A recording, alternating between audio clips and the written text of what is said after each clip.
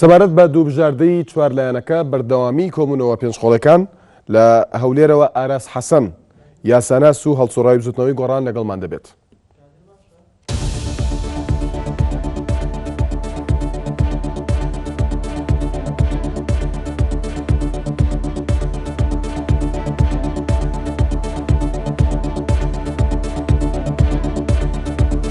هەروەها لە سلێمانیەوە بڵند شاوەیس یاساناس و کادری پێشکەوتووی پارتی دیموکراتی کوردستان لەگەڵمان دەبێت.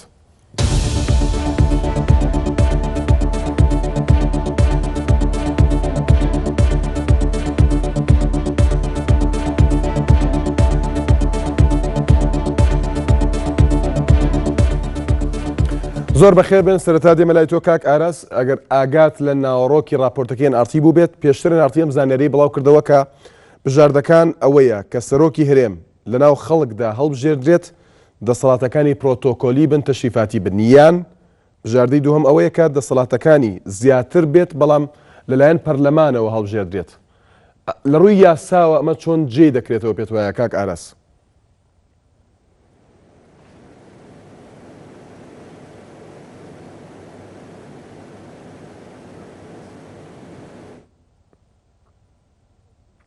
کاک ئاراس گوێت لە دەنگمە؟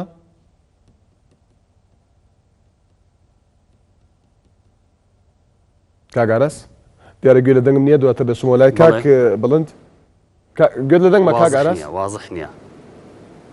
واضح نییە ئێستا بەباشی گوێت لێمە؟ دیارە بەباشی گوێ لێم نییە دواتر دەچمەوە لای کاک بڵند دووبارە بەخێر بێی لە ڕووی یاساوە ئەگەر ئەم دوو بژاردەیە پارتی دیموکراتی کوردستان یەکێکیانی قبوڵ کرد تا چەند جێی دەبێتەوە لە ڕووی یاساوە؟ شەکی زۆر سپاس بۆ جەنابتان و ئەم کاتی ئێوە و بینەران و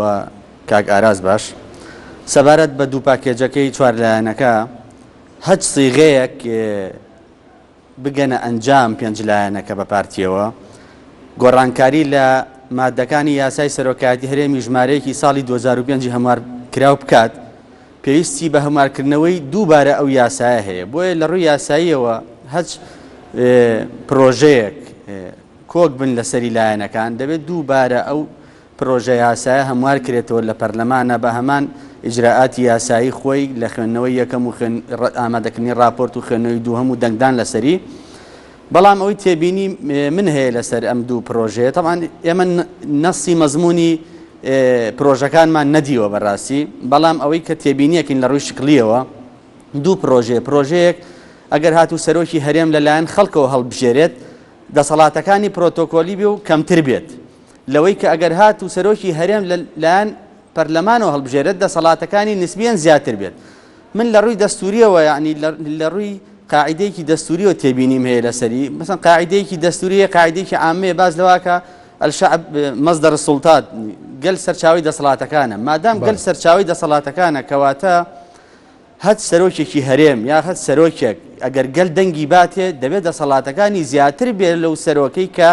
بۆ نمونە ئەندامانی پەرلەمان دەنگی باتێت کە 11 کەسن لە هەرێمی کوردستانە لەوانەیە بە نیوە زائیدیەک بۆ نمونە بە 56 کەس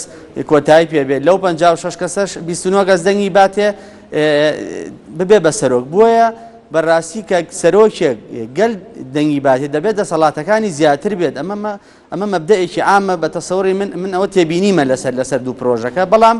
گرنگ مەزمونە، گرنگ ئەوەیە چی لە بەرژەوەندی خەڵکی کوردستانایەوە چاوەڕوانین ڕۆژی پێنجشەمە بزانین مەزمونی پرۆژەکان چییە، هیوادارین بە ئاراستەیەکی باشا بچێت و هەموو لایەنەکان ڕازی بن وا هەستکەن براوە بنتیایە و خەڵکی کوردستان بە شێوەیەکی گشتی براوە بێتایە. کەواتە ئەوەی لە جەنابەت تێگەیشتم بەوەی کە ئەمە پێچەوانەی بنەمایەکی دەستوریە ئەگەر هاتوو لەناو خەڵکدا هەڵبژێردرێت و دەسەڵاتەکانی کەم بکرێتەوە. خۆی متەبع وایە، یعنی متەبع وایە چۆن ئەڵەی گەل سەرچاوی دەسەڵاتەکانە بە تەکید قووەی گەل زیاترە لە چەند ئەندامێکی پەرلەمان. بۆیە ئەگەر تۆ تێبینی بکەی ئەو سەرۆکانی کە لەلایەن گەلەوە هەڵبژێرن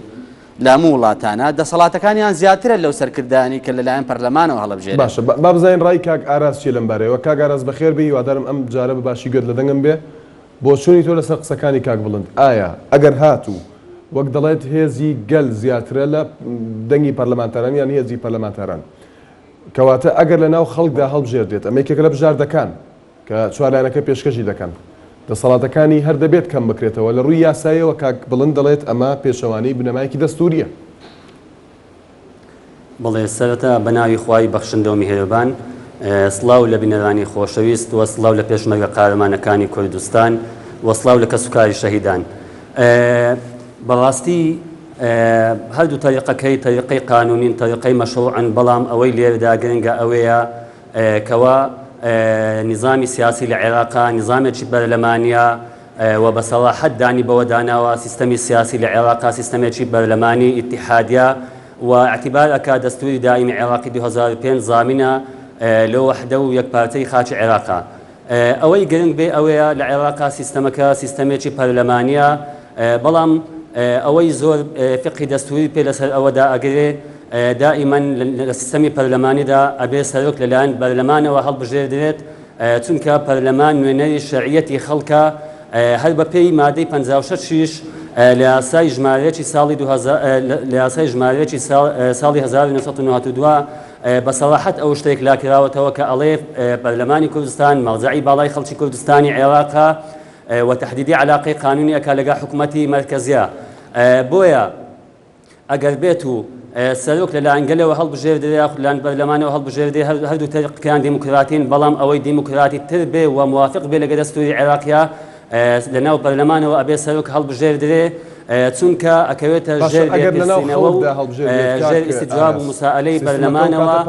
لبر أوي برلمان تعبير للسيادة قل أكا ونونري حقيقي شعبي كردستاني عراقا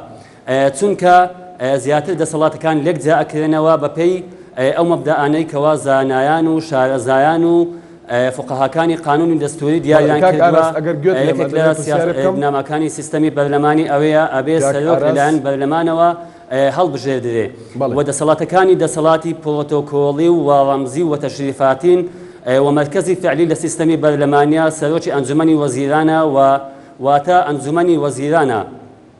لبر أوي أقربيتو دا صلاة كان ببي سيستمي برلماني ليك جانا كرنوا هل وكو شارزان ألين استبدادية درست أكا وشمولية درست أكا أقر قلت لي ما بويا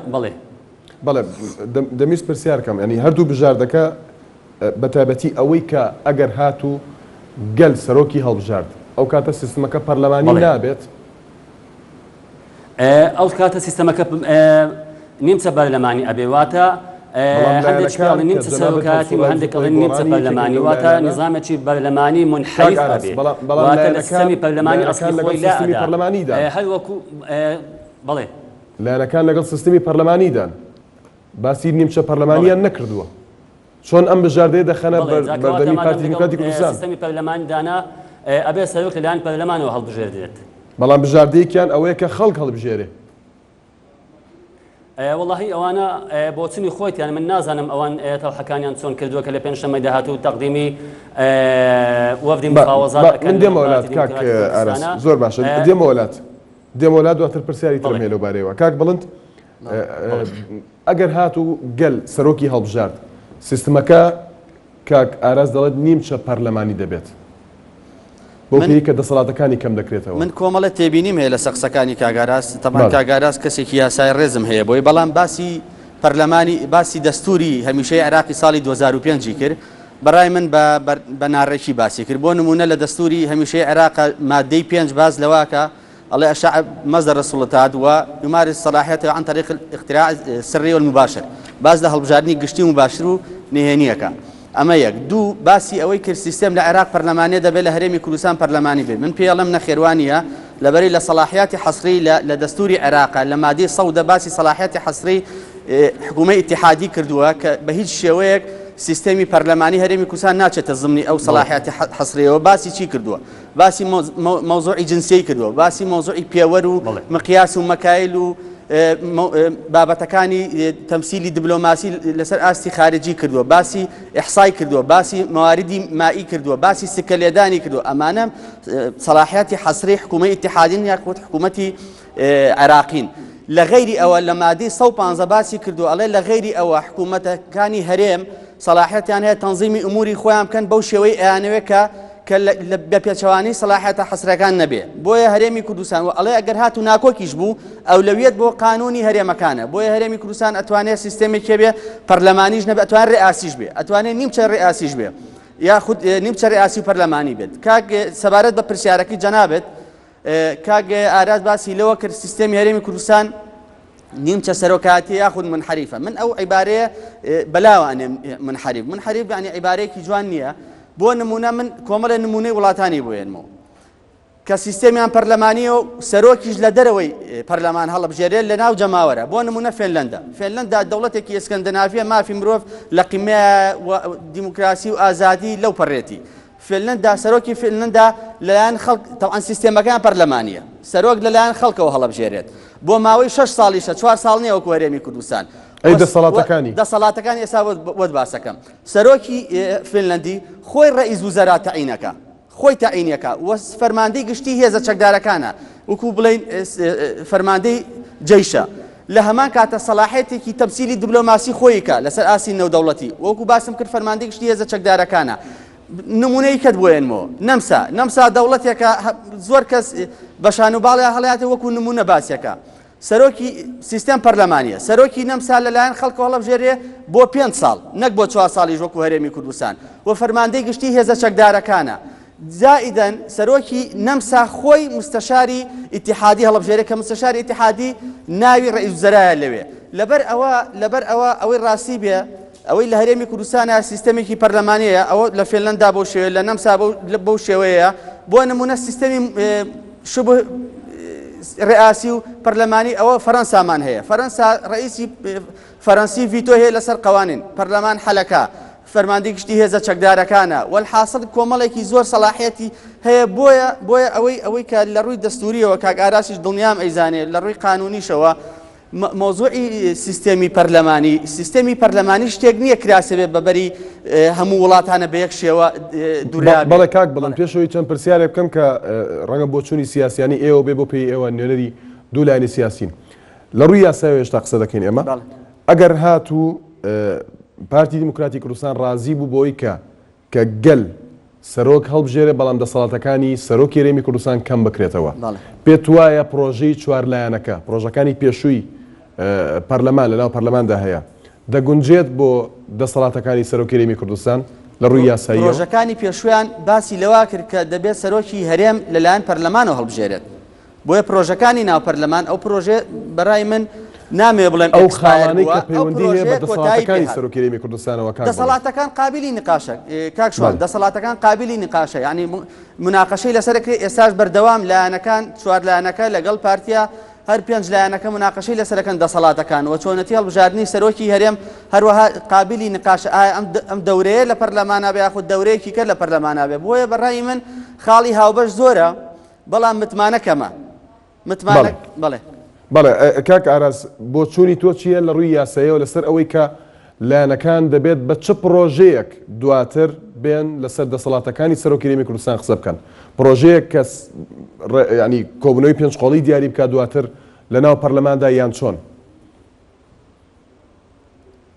وەڵامی ئەو پرسیاری جنابەت دەمەوە کاک بڵند قسەیەکی وتی ئەمە موافقة لەگە دەستوری اتحادیە لە مادەی 13 بصراحة باسەکە ئەرێ يعد هذا الدستور القانون الأسمى والأعلى في العراق ويكون ملزما في أنحائه كافة وبدون استثناء بلان صلاحيات حصرية كاغاراس صلاحيات حصري حكومة اتحادية أو ثانية لصلاحيات حصرية تنها باسي أواكا واستثناء نية لودا أويك وفقريت شديك عليه نابه هيت قانونك تعارض بك لقاء دستور دا وبباطل دا أنرد بإلغاء دا أنرد كاتك دستور أقاليم تعارض نخيروانية صلاحيات حصري بو باسكا صلاحيات حصري باز لواكا على أم صلاحيات حصرين بحكومة اتحادي من خدمتها بلام صلاحيات حصري تحديدي كرو بخاص هاتو بتايبت هاتو باز لهري مكانك لما دي صوب انزا زور بوازحي باسكا على أجر ناكوك بو یاساکانی هەرێم لەگەڵ یاساکانی حکومەی اتحادی لە غەیری صلاحیەتی حەسری ئەولەویەت بۆ یاساکانی هەرێمە زۆر واضح ئێمە سێ صلاحیەتمان هەیە ئێمە سێ صلاحیەتمان هەیە صلاحیەتی حەسری صلاحیەتی مشترک صلاحیەتی حەسریمان هەیە و صلاحیەتی متبەقیمان هەیە بەڵام کاگاراس ئەمە ناکرێت دواتر لە دەستوری کوردستاندا کە لە ئێستادا لە هەموارکردنەوەیدا لە قۆناغی هەموارکردنەوەدایە ئەمە جێ بکرێتەوە بۆی پشت نەبەسێت بە دەستوری عراقی؟ والله ئەگەر شتێک مخالف نەبێ جائزە بەڕاستی، بەڵام ئەگەر شتێک مخالف بێ هەرخۆی باتڵە. وەڵامی پرسیاری پێشوم کاکشوان من نمونەیەک هێنمەوە، من زۆر بە کورتی کاک بڵند من نمونەیەک هێنمەوە کە دەلیلە بۆ ئەوەی کە سەلاحەتی حەسری نەبێت. ناتوانی تۆ سەلاحەتی حەسری نەبێت قەتع ناکەم، بەڵام بۆ نەود لە هەرێمی کوردستان هەناردەکرا لەبەرەوەی سەلاحەتی حەسری نەبوو بۆ حکومەتی اتحادی، توانیمان نەوت هەناردەکەین، وڵاتانیش لێمان بکڕن و بتوانین بەپێی مادەی 112 بەپێی مادەی 112 کەواتە سەلاحەتی حەسری یاسای نەوتۆخازێک لا نەکرا بۆ لە بەغدا کاک بڵند ئەوەش هەیە. نا بەپێی دەستور هەر سەلاحەتی حەسری نەبێ حەقی قالی کاک ئاراس ئەگەر گرت لێمە ئەمە لەلایەک لەلایەک دیکەوە مادام وایە حکومەتی هەرێم هەناردەی نەفت ئەکا، ینی خۆ ئەو داهاتە بۆ بەغدا ناچێتەوە. ئەی بۆ چوار مانگە موچەی خەڵکی کوردستان دیارینە کەس نازانێ پارەی نەفت بۆ چێ ئەچێ کاک ئاراس بۆی لە تەوەرەکە دەرنەچین وەڵامی ئەو پرسیارەم دەست نەکەوت بەوەی کە ئەگەر هاتوو بە یاسا قسە کرا لەسەر دەسەڵاتەکانی سەرۆکی هەرێمی کوردستان، واتە ئەگەر گەل هەڵی بژار بەپێی بژاردەکە ئەوەیە کە دەسەڵاتەکانی کەم بکرێتەوە. بە چه پرۆژەیەک دەبێت کەم بکرێتەوە؟ پرۆژەی پێشتری لایەنەکان چوار لایەنەکە یان پێویستی بە پرۆژێکی نوێ هەیە بە سازانی لایەنەکان؟ وڵای حتمما نەبێت پرۆژەیەکی نوێ تەقدیم بکرێت و بەپێی ئەو پرۆژەیە لە پەرلەمانی کوردستانە جارێکی دیکە خوێندنەوەی یەکەمی بۆ بکرێت کە پێنج لایەنەکە متتەفقن و دواتر لیژنەی یاسای راپۆرتی خۆی بەرز دەکاتەوە بۆ سەرۆکاتی پەرلەمان و پاشان خوێندنەوەی دوم بۆ پرۆژە یاساکە دەکرێت و جارێکی دیکە دەچێتەوە حەیزی تەنفیز پاش ئەوەی مسادقەی دەکرێت لایەن پەرلەمانی. باش من ئێستا دەمێت بۆ چۆن بزانم ئەمەی کە لایەنەکان ئەم بژاردەی کە خستویانەتە ڕوو یەکێکیان ئەوەیە سەرۆکی هەرێمی کوردستان لە دەرەوەی پەرلەمان هەڵبژێردرێت. ئەمە داواکاریکی پارتی دیموکراتی کوردستان بوو پێشتر بە ئێستاشەوە، کەواتە ئەمە گۆڕینی هەڵوێست و داواکاری ئەوان نییە؟ واللهی هێشتا ئەوان پرۆژەکەی خۆیان ئەعلان نەکردووە هەر بە گۆتەی خەڵکە مەسەن یعنی ئەمە زانیاریەکە و NRT گەشتووە بەدەستی نەک ئەمڕۆ چەند ڕۆژێک پێشتر ئاماژەی پێداوە کاک ئاراس. چونکە ئیستیبدادێت و شمولیت دروست ئەبێ لەبەر ئەوەی مرکزی سەرۆکی هەرێم وەکو مرکزەتی پەرلەمان وایە، کەواتە پەرلەمان ناتوانێت لێ پرسنێ و محاسبەی لەگەڵا بکە. کاک ئاراس ئەمە زانیاری NRTە ئێمە لە بەردەستماندایە کە وایە کە یەکێک لە بژاردەکان ئەوەیە سەرۆکی هەرێمی کوردستان گەل هەڵی بژێرێت بەڵام دەسەڵاتەکانی پرۆتۆکۆلی بن. بەڵێ واللهی خۆی لە سیستەمی پەرلەمانیا سەرۆک مەسئول نابێت، عن مەسئولیەتی سیاسی هەڵناگرێت، مەسئولیەتی سیاسی بۆ ئەنجومەنی وەزیرانە بەحەقەت، بەڵام هەڵبژاردننی سەرۆک لەلایەن گەلەوە بەپێی دەستوری عێراقی مخالیفە، لەبەر ئەوەی ئێمە دەستوری اتحادیمان هەیە و ئەو دەستورەش قانونی ئەعلا لە عێراقا و نابێ هیچ دەستورێک مخالفی دەستوری اتحادیا بێ. باشە پێشتر هەڵبژاردنێک هەبووە کە گەل دەنگیداوە سەرۆکی هەرێمی کوردستان، ئەو کاتە بۆ مخالف نەبوو. بەڵێ پێشتر هەڵبژاردنێک کراوە گەل دەنگیدا بە سەرۆکی هەرێمی کوردستان، بۆ ئەو کاتە مخالف نەبوو. فهو باطل هەر پێشتر شتەکە باطل بووە. ئەی بۆ لایەنەکان ئەم تەفسیراتە ناکەن بۆ ئێستا باسی دەکەی یانی جەنابەت بۆ پێشتر ئەمە باس نەکراوە؟ والله ئەبێ لەوان بپرسین لایەنەکان یعنی ئەوەی کە وەکو هۆکار دەهێنەوە بۆی کە پەرلەمان هەڵی بژێرێت بۆ ئەوەی لێپرسینەوە لە سەرۆکی هەرێمی کوردستان بکرێت. ئەمە هۆکاری سەرەکیەکە ئەوان دەریان خستووە لەبەرەوەی زۆر دەستوریە بۆیە باسییان نەکردو پێشتر. کەواتە گەل لێپرسینەوەی لەگەڵا بکرێت کەواتە ئەنی دەسەڵات سەرۆکی یەکجار زۆر ئەوە سەرۆک دەسەڵات یەکجار زۆر ئەبێ، کەواتە مادەم دەسەڵات یەکجار زۆر ئەبێ کەواتە بە هەمان کاتە نظامەکە لە سیستەمی پەرلەمانی لای ئەدا لەبەر ئەوەی فقی دەستوری بەڵام ئاماژت بۆدا کە نظامەکە نیمچە پەرلەمانی دەبێت. چۆن نیمچە پەرلەمانی دەبێت کاک ئاراس؟ وەسەرۆک لەلایەن پەرلەمانەوە هەڵبژێردرێ وەسەرۆکی ئەنجومەنی وەزیران مەسئول ئەبێ لە بەرامبەر پەرلەمانە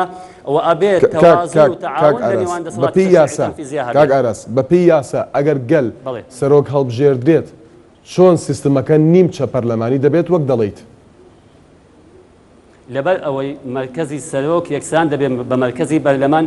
کە دەڵێن نیمچە پەرلەمانی یعنی نیمچە سەرۆکاتی، یعنی نە پەرلەمانی و نە سەرۆکاتی، لە بینی هەردوو چانە. بەڵێ فەڕەنسا. بەڵێ کاک بڵند تا چەند پێت وایە پارتی دیموکراتی کوردستان ڕازی دەبێت بۆەوەی کە سەرۆکی هەرێمی کوردستان گەل هەڵی بژێرێت و خۆی داوای دەکات بەڵام دەسەڵاتەکانی کەم بکرێتەوە؟ وڵای ئەوە لیژنەی دانوستانکار هەیە ئەوان نتوان بڕیار بن. یعنی پێشتر بۆچوونی پارتی ئەو بوو کە ئەو سەرۆکەی لایەنەکان دەیانەوێت سەرۆکێکی کارتۆنیە ئەمە بۆ چوونی پارتی بوو بە پرسانی پارتی ئاماژەیان بۆ دەدا. بەڵێ ئێستا وەڵامی جەناب تێمەوە یەکەم ئەگەر هاتوو سەرۆک لەلایەن گەلۆ هەڵبژێرێت هیچ پێچەوانی دەستوری و تەحەداژەکەمەوە سەلاحەتی حەسری دەستوری عێراقی ساڵی 2005 دائیم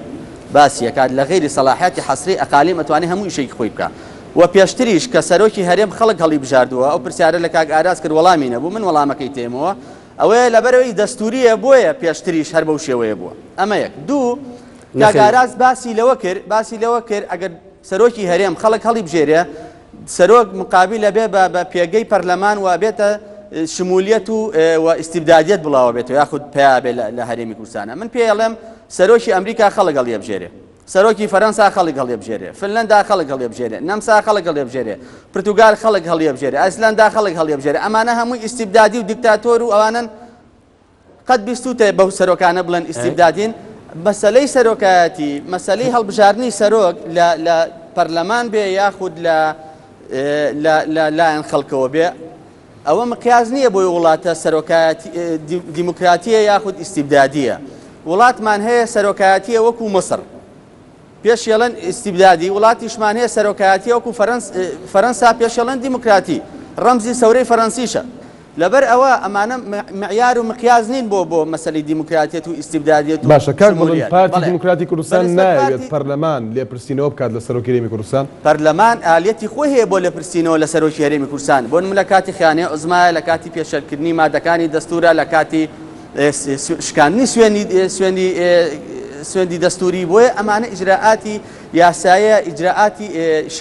ڕسمی خۆیەتی لە کاتێکە سەرۆکی هەرێم ئەم پێشێلکاریانە بکات دەتوانێت پەرلەمان متمانی لێ بسەنێتەوە هەروەها لە یاسای سەرۆکایەتی هەرێمی ژمارەیەکی ساڵی 2005 هەموار کراو لە مادەی 16 ببوورە لە مادەی 16 هاتووە ئەڵێ بە بڕیاری پەرلەمانی کوردستان ویلایەت وادەی سەرۆکاتی هەرێمی کوردستان کۆتایی پێبێ بۆ ئەم سێ حاڵەتە یەکەم ئەگەر خۆی دەست لە کار پێشێتەوە دووهەم ئەگەر تووشی حاڵەتێ بێ کە نەتوانێت ئەدای مەهامی بکات سێهەمیان ئەڵێ متمانە لێسەنەوە بە زۆرینەی سێ لەسەر چوار کەواتە پەرلەمان ئەتوانێت متمانە لێ بسەنێتەوە لەو سێ خاڵی پێشوو کە باسم کرد لەو جۆرە متمانێش کە ئێستا باسم کرد. بەڵێ کاک بڵند جەنابەت کادرێکی پێشکەوتوی پارتی دیموکراتی کوردستانی ئێستا ئەم دوو بژاردەیە دووشتن بۆ سەرۆکی هەرێمی کوردستان یان دەسەڵاتەکانی یان خەڵک پێت وایە کامیان بەلای پارتیەوە دایمەن پارتی سوورە یاخود داکۆکیلەوە کە ئەو مافە لەگەڵ نەسەنینەوە ئەو مافی هەموو گەلی کوردستانە لەبەرەوەی خەڵکی کوردستان بەڕاستی دەنگ ئەدا بە پەرلەمان دەنگ ئەدا بە پەرلەمان دەسەڵاتەکان قابلی مناقەشەیە پارتی سەرۆکی ناوێت بۆ ئەوی هەموو دەسەڵاتێکی پارتی سەرۆکیە بەڕاستی تەمسیلی هەرێمی کوردستان کە بۆیە هەر هێڵی سووری نەبوو بۆ ئەو مەسەلەیە بەڵام مەبەستم چیە لە ئەساسا کە دەنگ ئەدرێ بۆ پەرلەمانی کوردستان بۆیە بە پەرلەمان ئەوترێ ئەسوڵتە تەشریعیە واتە دەسەڵاتی یاسادانان لە ئەساسا لە ئەسڵا ئیشوکاری پەرلەمان تەشریعی قەوانینە ئیقراری میزانیەیە و مراقبە و متابعە و بەدواداچوونە بۆ ئیشوکارەکانی حکوومەت ئەگینا لە ئەسڵا دیاریکردنی سەرۆک نییە ئیشوکاری ئەگەر دەسەڵاتەکانی جێی گفتوگۆن پارتی ڕازی دەبێت دەسەڵاتەکانی سەرۆکی هەرێمی کوردستان پرۆتۆکۆلی بن ئاخر جارێ مەزمون و ناوەڕۆکی پرۆژەکە نازانین ئێمە هەرسێکمان پێشتر بەپێی پرۆژەی چوارلایەنەکە لە پەرلەمان دەسەڵاتی یاخود پۆستی سەرۆکی هەرێمی کوردستان تەشریفاتی بوو پارتی دیموکراتی کوردستان ئاماژەم پێدا ناڕەزایەتی دەربڕی وتی ئەم سەرۆکی ئەوان دەیانەوە بۆ خۆیان دەگونجێت بۆ ئەمە کارتۆنیە بەتەکید پارتی سەرۆکایەتێکی ناوێ کارتۆنی بێ نەک بۆ خۆی بۆ هیچ کەسێکی ئەگەر لە مستەقبەلا سەرۆک بێ خۆ کاک مەسعود من هەڵبژاردن بکرێ ئەگەر یارمەتی بێ ئەگەر هەڵبژاردن بکرێ کاک مەسعود دوو ویلایەتی خۆی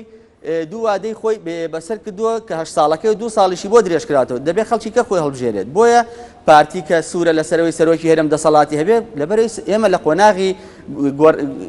گواستنەوەیان بۆ سەربەخۆیی دەبێت سەرۆکێکمان هەبێ نوێنەراتیمان کات لەسەر ئاسی نێودەوڵەتی لەسەر ئاسی نێودەوڵەتی کە بتوانین شایستەی ئەوە بێ نوێنەراتی خەڵکی کوردستان بکات دەسەڵاتی ئەمە یەک خاڵی بۆی نییە خۆی کاندید کاتەوە کاک بڵێ ئەگەر هەڵبژاردن هەبێ نەخێر بەپێی ئەم یاسایە نەخێر بەپێی ئەم یاسایە نەخێر لەبەرەوەی دوو ویلایەتی خۆی بینی و 2 ساڵیشی بۆ درێژکرایەوە بەڵام لەبەرەوەی هەڵبژاردن نەکرا دەرچە یاسایەکە درێژکردنەوەی ئەوەیە کە ئەگەر وابێ هەڵبژاردننی پێشوەختە کێشەکە چارەسەر ناکات بەڕای من هەڵبژاردننی پێشوەختە هەموو لایەک باسیەکە بەس بەڕای من هەڵبژاردننی پێشوەختە کێشەکە چارەسەر ناکە بۆ ئەگەر ئێمە لەسەر وادەی لەسەر کێشەی سەرۆکایەتی هەرێم کە سازانە نەگونجین چۆن ئەتوانین هەڵبژاردننیە بکەین و ئەم هەموو ئیجراءاتە و ئەم هەموو چۆنەڵێ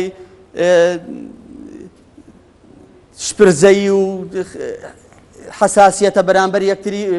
حزبەکان هەیان بێ لە کاتی انتخاباتە وە گرژی دروست بێ بۆیە بەڕای من ئەبێ بە سازان حەلکرێ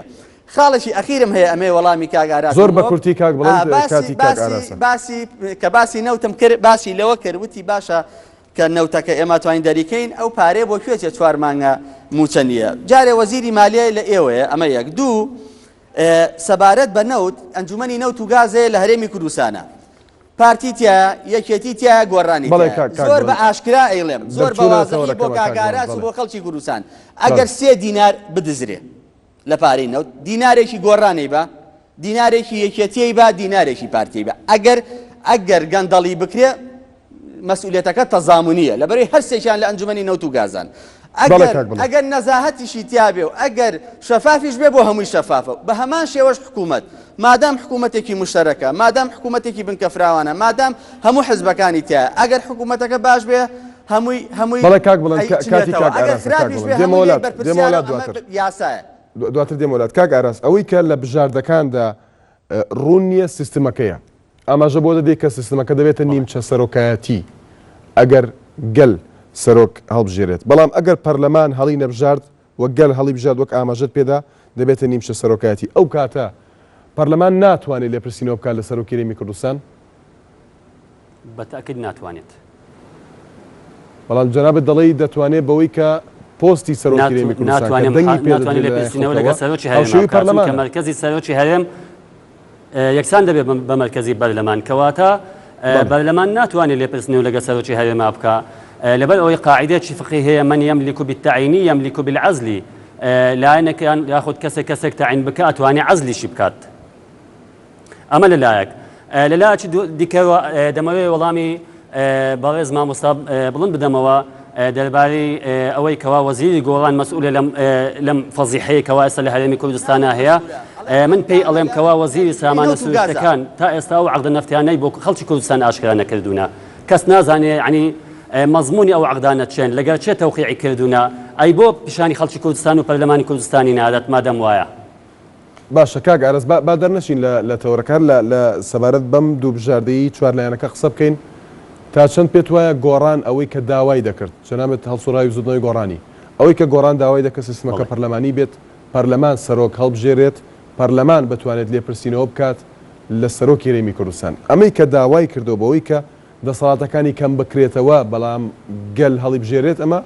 پێچەوانەی داواکاریەکەی نییە بۆ واللهی من نازانم داخوا پرۆژەکە لە پێنجشەمە تەقدیم دەکات مەزموونی ئەو پرۆژێ ئەو مەسئلەی تێدایان تێدانە بەڵام من وەکو کەسێکی ئەکادمی و قانونی وەڵام ئەگەر ئەمە کاتێک گەل سەرۆک هەڵبژێرێ مخالیفی نظامی بەرلەمانیە بەسەڵاحەتەن من وەکو کەسێکی ئەکادمی یعنی ئەوە ئێدەر ئەبڵم کەواتە گۆڕان پاشگەز بۆتەوە لە داواکارێکی بۆی کە سیستمەکە پەرلەمانی دەبێت هێشتا زوو قسە لەسەر ئەو مەوزوع بکەین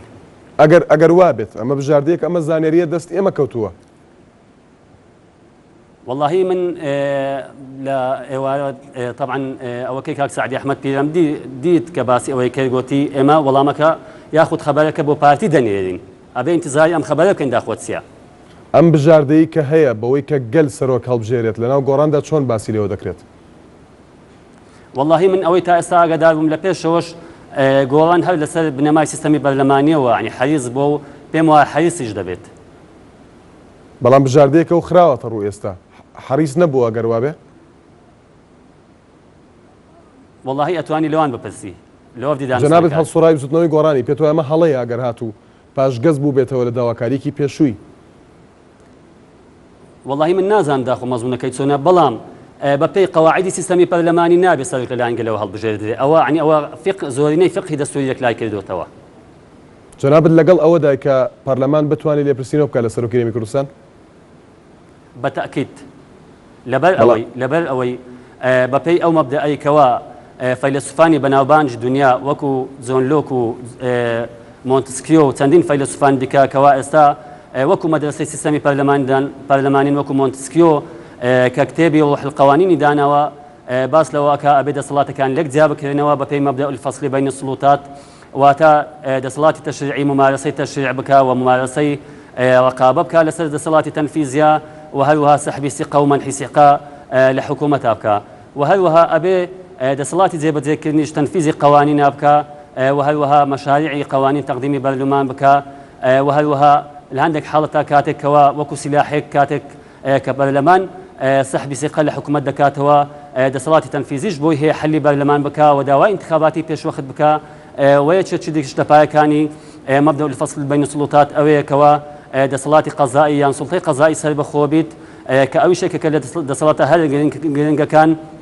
تنك ببي ياساك أو هاتوا القضاء مستقل لا سلطان عليه لغير القانون أبي دادقا سرب خوبي نابي هيت سيادة هيت دصلاة تشي بس وبيت قلا قانون أنا بي بويا دائما أجر بيتو دصلاة كان لدستي كسك ياخذ لدستي الشخص كاكوب بتوا أو استبدادية دزدكا وشمولية دزدكا تنك أو طبيعة إنسان ويا لأن إمام بسمان بشخصنا كرني هيتش تكنية بلام أمانوي سيستمي شيء برلماني حقيقي لكردستان تبني بكين بو أوي ببين بدولته شيء مؤسسي لمستقبل دهات وإن شاء الله وها أبي